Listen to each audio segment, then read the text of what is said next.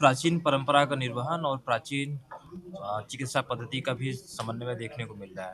क्या कुछ प्रयागराज में होने जा रहा है आपके विभाग की ओर से? एक तो इस देश ही नहीं दुनिया के सबसे बड़े धार्मिक आयोजन कुंभ की हम बधाई देना चाहते हैं पूरे समस्त देशवासियों को। देश के यशस्वी प्रधानमंत्री जी ने की प्राथमिकताओं में और उत्तर प्रदेश के यशस्वी मुख्यमंत्री योगी आदित्यनाथ जी की प्राथमिकता में कुंभ है।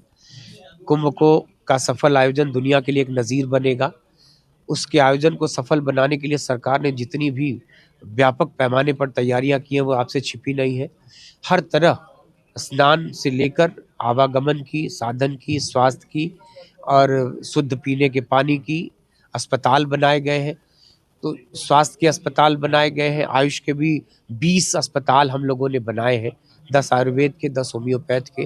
तो पूरे मेला क्षेत्र को सेक्टरों में बाँट के इस तरह से अस्पताल 24 घंटे दवाएँ मिलेंगी, चूँकि डॉक्टरों की रहने की स्थायी तौर पर वहाँ व्यवस्था की गई है। तो वो डॉक्टर जो वहाँ रहेंगे, तो वो 24 घंटा के लिए उपलब्ध है। तो ऐसा नहीं कि वो घंटे में बटी हुई कोई सुविधा हो। तो 24 घंटे निःशुल्क दवाओं का वितरण किया जाएगा और योग की टीम दिल्ली मोरारजी देसाई योग संस्थान की टीम आई है।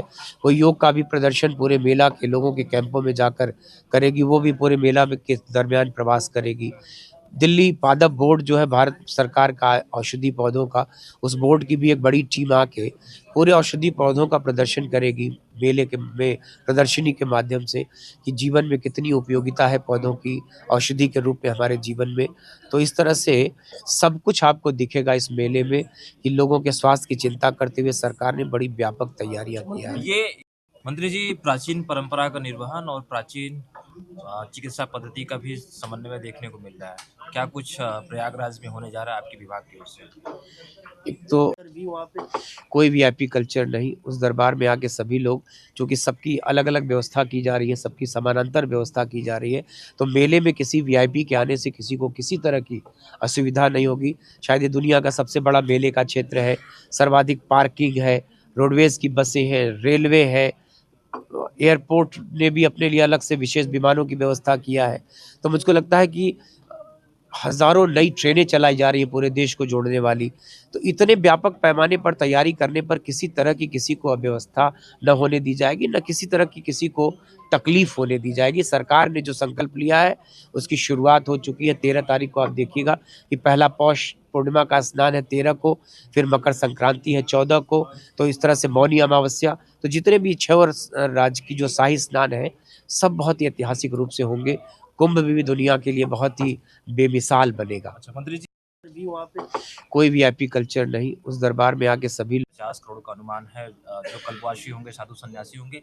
एचएमपीवी वायरस की तेजी से भारत में बहुत तेज पांव पसार रहा है। इसको लेकर विभाग की तरफ से क्या कुछ चीजें अपनाई जाएंगी इस कुंभ में, महाकुंभ में? देखिए दुनिया में कोरोना से सबसे कम मौतें भारत में हुई। भारत ने कोरोना की जितनी व्यापक स्तर पे तैयारियां किया था, उसी के देश है कि इतनी बड़ी आबादी के देश में सबसे कम जनधन की हानि हुई। तो इस कोरोना को भी सरकार ने जो कोरोना के बाद ये जो नया वायरस आया है, सरकार ने इसको भी बड़ी गंभीरता से लिया है और उसके लिए जितनी भी तरह की एहतियात की ज़रूरत पड़ेगी, उस प्रोटोकॉल का पालन किया जाएगा। हम लोग उस तरीके जैसे हम लोगों ने पिछली बार आयुष का काढ़ा बनाया, इस बार भी हम प्रयास करें कि उस रोग के निदान के लिए हमारे विभाग के द्वारा, आयुष के द्वारा भी तैयारियाँ की जाए।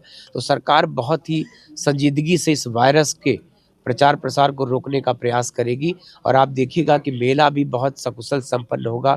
जैसे 2019 का कुंभ संपन्न हुआ, वैसे इस बार का भी कुंभ महाकुंभ ऐतिहासिक रूप से सफल होगा।